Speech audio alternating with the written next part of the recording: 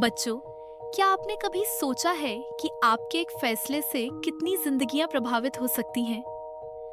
आज हम कोटर और कुटीर की कहानी से जानेंगे कि सही निर्णय कैसे हमारे संस्कारों और समाज के प्रति हमारी जिम्मेदारियों के साथ जुड़ा होता है और कैसे आधुनिक चुनौतियों का भी हम संतुलन के साथ सामना कर सकते हैं। चलिए जानते हैं कि आज हम क्या-क्या सीखेंगे। जीवन में सही निर्णय लेने की क्षमता का विकास होगा। विद्यार्थी समाज के प्रति अपने उत्तरदायित्व का निर्वाह करेंगे। संस्कार और आधुनिकता के बीच संतुलन बनाने का कौशल सीखेंगे। तो चलिए शुरू करते हैं। दोपहरी का समय था। सूर्य अग्निशलाकाओं से पृथ्वी का शरीर दुग्ध कर रहा था। वृक्षों के पत्ते निस्पंद थे, मानो किसी और भयंकर कांड की आशंका से सांस सी साधे खड़े हैं। इसी समय अपने छोटे से कोटर के भीतर बैठे हुए चातक पुत्र ने कहा, पिताजी। बाहर की सहज स्निग्ध वनस्थली के वर्तमान रूखेपन की तरह ही वह स्वर कुछ नीरस था। चातक ने अपनी चोंच कुमार की पीठ पर फिरते हुए प्यार से कहा, क्या है बेटा? है और क्या, प्यास के मारे चोंच तक प्राण आ गए हैं। पिता ने कहा, बेटा धैर्य रखो, समय सदा एक जैसा नहीं रहता। हम केवल घनश्याम अर्थात मेघों के जल ग्रहण करते हैं, यही हमारा व्रत है। लेकिन चातक पुत्र हठीला था। पिताजी, आज तो इतनी गर्मी है कि नदी नाले सूख गए हैं, पानी कहाँ से आएगा? मैं अब इस व्रत को तोड़ना चाहता हूँ। मैं कहीं से भी पानी पी लूंगा। पिता ने समझाया, बेटा इसी व्रत की वजह से धरती पर बारिश होती है। यह व्रत हमारी परंपरा और जीवन का आधार है, इसे नष्ट मत करो। चातक पुत्र ने कहा, अगर हम सब इसे मानेंगे तो प्यास और संकट बढ़ेगा। लोग खेती के लिए नहर, तालाब बना रहे हैं, इसलिए मैं भी अपनी जरूरत पूरी करूंगा। पिता ने कहा, ठीक है, बताओ तो सही, तुम पानी कहाँ से ग्रहण करोगे? चातक पुत्र सोच में पड़ गया, क्योंकि जो पोखरी पास में थी वह गंदी और कीड़ों से भरी थी। उसे वहां से पानी पीना अच्छा नहीं लगा। अंत में उसने कहा, मैं गंगा का जल ग्रहण करूंगा। पिता ने गंभीरता से कहा, गंगा दूर है, 5 दिन की उड़ान पर। यदि तुम कहीं और पानी पियोगे तो हमें मुंह नहीं दिखाना। चातक पुत्र प्रणाम करके उड़ गया। चलिए एक पल रुककर सोचते हैं, पिता और पुत्र के दृष्टिकोण में क्या मुख्य अंतर था? क्या आप चातक पुत्र के निर्णय को उचित मानते हैं?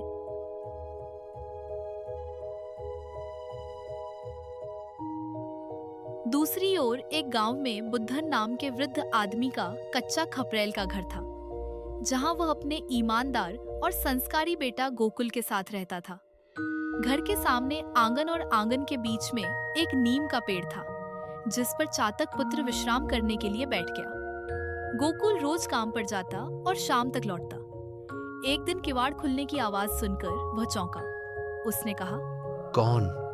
गोकुल बेटा, आज बड़ी देर लगाई। गोकुल धीरे से पिता की खाट के पास आकर रोने लगा।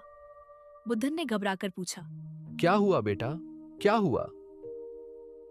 आज मजूरी नहीं मिली, अब कैसे चलेगा?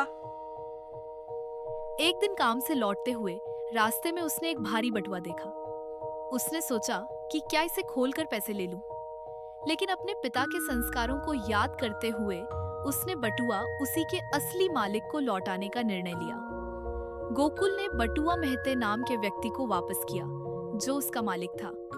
महते ने कहा, इतनी बड़ी रकम पाकर भी जिसका लोभ न हो, ऐसा आदमी मैंने न देखा। महते उसे पैसे देने लगा, लेकिन गोकुल ने पैसे लेने से मना कर दिया, क्योंकि उसने अपने पिता से सीखा था कि ईमानदारी ही सबसे बड़ा धन है। बुद्धन अपने बेटे की ईमानदारी देखकर बहुत खुश हुए और बोले, बेटा 2-4 दिन की भूख से डरना नहीं चाहिए, लेकिन अपनी नीयत कभी मत बदलना। ईमानदारी और संस्कार जीवन की सबसे मजबूत नींव है। अब सोचिए, क्या समाज में ऐसी ईमानदारी आज भी उतनी ही जरूरी है? यदि हाँ तो क्यों? ऊपर चातक पुत्र सब कुछ सुन रहा था। उसकी आंखों से झरझर आंसू बहने लगे। बड़ी कठिनाई से वह रात बिताने में सक्षम हुआ। पाँव फटते ही, बहुत जल्दी सुबह होते ही वह फिर उड़ गया। परंतु आज वह उस विपरीत दिशा की ओर चला, उसी दिशा की ओर जहां से वह आया था। उसकी उड़ान पहले से तेज हो गई थी, लेकिन फिर भी अपने कोटर तक पहुंचने में उसे 4 दिन की जगह 7 दिन लग गए। दूसरे दिन से ही मेघों ने उठकर ऐसी झड़ी लगा दी कि उसे बीच बीच में कई जगह रुककर ही आगे बढ़ना पड़ा। अब थोड़ा गहराई से सोचिए, आप अपने जीवन में संस्कार और आधुनिकता के बीच कैसे संतुलन बनाएंगे? कोटर और कुटीर केवल 2 कहानियां नहीं हैं, ये जीवन के 2 महत्वपूर्ण दृष्टिकोण हैं। एक ओर परंपरा, धैर्य और आत्मनियंत्रण की शिक्षा है, तो दूसरी ओर ईमानदारी, संस्कार और नैतिक निर्णय की प्रेरणा। चातक पुत्र की यात्रा यह दिखाती है कि अनुभव से बड़ा कोई शिक्षक नहीं होता, और गोकुल की ईमानदारी यह सिखाती है कि सही रास्ता हमेशा आसान नहीं होता, पर वही हमें एक सच्चा इंसान बनाता है। अंतिम संदेश: अपने संस्कारों को संभालें, आधुनिकता को अपनाएं और हमेशा सही रास्ता चुनें। अब आपके लिए एक परियोजना कार्य, एक छोटी कहानी या नाटक बनाइए जो संस्कार और आधुनिकता के संतुलन को दिखाए।